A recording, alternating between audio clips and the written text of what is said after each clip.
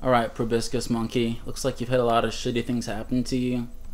Lots of times when this happens to people, they're like, well shit, everything must happen for a reason. Why are these things happening to me? What's the reason that these things are happening to me? Is it a bad person? But look at it this way. Everything does not happen for a reason. Instead, think of everything simply is. You know, that's the state of awareness. Everything is. And there's a reason why it is. You know, that there's a reason why you were upset when your girlfriend died in an accident. There wasn't a reason why it happened. She didn't get in that accident because she was a bad person or you were a bad person, or to you know, there was no reason for it, not even a good reason. She didn't die so that other people could be grateful for their own lives. The fact of the matter is that she died, and you know, there was a reason for it. The reason why that accident physically happened, whether it was there was a drunk driver or I'm not sure how she died, but she didn't die for a higher calling, you know, and it certainly wasn't because you're a bad person. You said this led to a lot of other problems to you. You know, it's completely normal to be mentally unstable. Again, everything simply is. For example, your instability. When you're unstable, you could say, okay, I'm unstable, and I'm unstable because this happened to me. That's the correct way to think about it. You shouldn't think about it, oh crap, all this stuff happened to me because I'm such an unstable person, and duh, I'm unstable right now because, you know, this stuff's meant to happen to me. So let's see, you lost your friends and got kicked out of your high school, junior, senior year in behavioral correctional school, gang members and scumbags. You started doing hard drugs and you pulled a knife on your best friend because he threw something at you as a joke. You know, you didn't do that because you're a bad person or because he's a bad person. You know, you did that because something made you do that. You were unstable and he threw something at you as a joke. You know, you didn't pull a knife on him because of this higher reason that your life is meant to be shitty.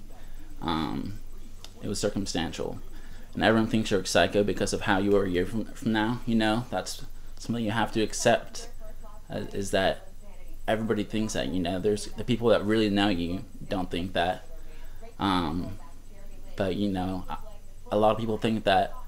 I mean, I've been diagnosed as bipolar. I've done a lot of crazy shit, you know, and I've fucked up. And the fact of the matter is that you can't change how people see you. You know, in certain cases, sometimes you can, but you know, the fact that everybody thinks you're a psycho, you shouldn't let that affect you, because you know that you're not a psycho. You know, your parents or whatever, your closest friends who knew all these things that happened to you, know that you're a psycho. You screwed up your grades, you most likely be going to community college. Well, you know, it's not the end of the world, you know. You've had a lot of crappy things done to you, plus the fact that you did choose to do, you know, hard drugs, and so you have to accept the fact that you're going to community college. So went from being this normal teen who had a good group of friends to being a depressed, forever alone druggie within a few weeks. Well, you didn't physically, you yourself did not change as a person, you know. You made some choices that put you into this life situation. It didn't change your life. It changed your life situation momentarily. And like you said, you're completely mentally stable now. You're back to who you are, you know. I've been in that spot where I've been mentally unstable. But you know, you said you still feel depressed. So you're at your current state, but why are you depressed? You're depressed because you're thinking of oh, all these things that you had and now you've lost. You know, I was depressed right after I quit my job and I chose to move out of my apartment back to my mom's place because I just knew I wasn't in the right mindset, and I was depressed because I was like, man, I had all these things, now they're taken from me. But you know, you have to accept it and you have to assess where you want to go in life. Um, you have to accept that it's your choice where you're going, you know. Like when I have lazy days now, or if I have a day where I do too much drugs, spend too much money on it, you know, that's my choice. You're saying you haven't had any friends and you haven't gone out anywhere for a year and you've been socially awkward. Well, you know, it's going to be tough to change that, you know, but you're in the spot now. So how do you make new friends and get your social skills back? Well, you're mentally stable. You have to you have to just realize that all the things that have happened to you, you know, they haven't changed who you are. You're mentally stable.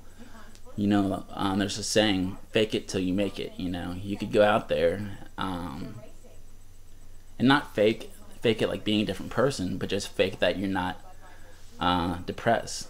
You have to realize that this depression is not it's not logical. You know, the fact that you're depressed, you know, no one should be depressed, because let's go through the reasons why you could be depressed. Because your girlfriend died in an accident. Well, you can't be depressed over that because, you know, well, you were supposed to have gone through the grieving process. You can still, you know, be a little bit sad about it, but that shouldn't hold you back. Being depressed about losing all your friends, what good is it gonna do you now? You know, have you made the effort to try to get those friends back, or have you sort of let it turn you into a recluse and be like, oh no, I'm just not gonna try. This is the way it's supposed to be. So how to get your social skills back? Well, social skills are done by practice, you know.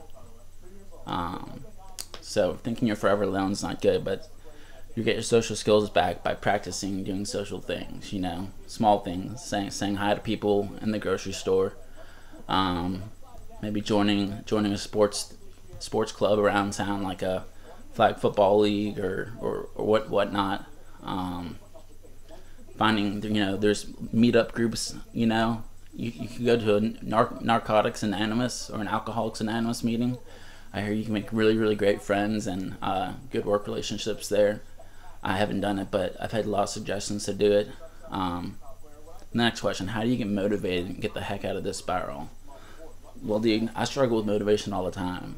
I've sort of accepted that I'm lazy and I get to enjoy it now, you know.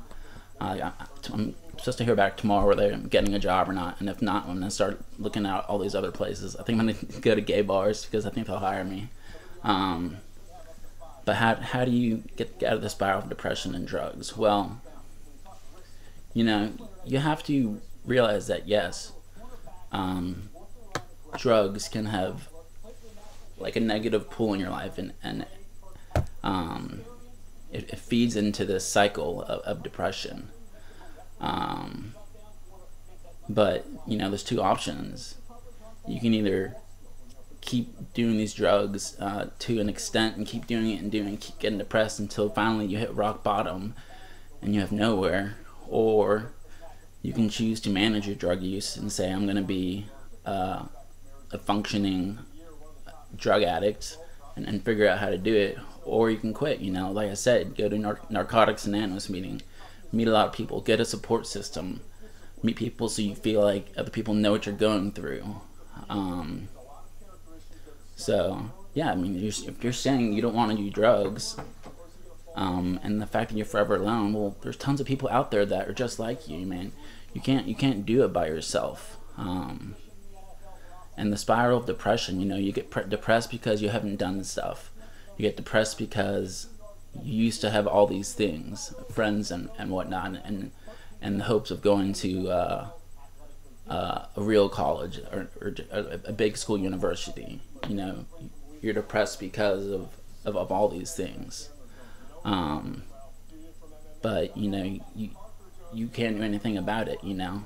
Everything, like I said, everything doesn't happen for a reason. All this stuff didn't happen to you because you're a bad guy, because you're meant to have a bad life. But the fact is that it did happen, and yeah, I mean, it's up to you from where you want to take it from here. And if you don't feel like you're strong enough for it, if you feel like you're socially awkward, you know, that's when you need a support system. That's when you need someone to talk to about it.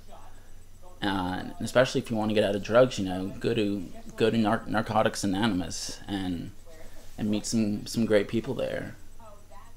But getting those social skills back, it's scary because you feel like people don't, you got into the situation because you feel like just being yourself and what you were doing was wrong. But that's not the case at all. People like you for who you are, and you don't really have to do anything. You just have to practice on becoming less awkward and doing. And it's a learned skill. These things we call social skills. It's learned, and it's a muscle that you can work out. So I hope I've given you some good options. But yeah, you can't do anything about where you are right now. You have to accept it, and it sounds like you need a good support system. And in terms of having friends, sign up for places where other people are looking for friends. Not intramural sports league, but yeah, you're going to community college, so do a sports league, or go to a meetup group, meetup.com, or go to an Alcoholics Anonymous or Narcotics Anonymous group, and that'll be good.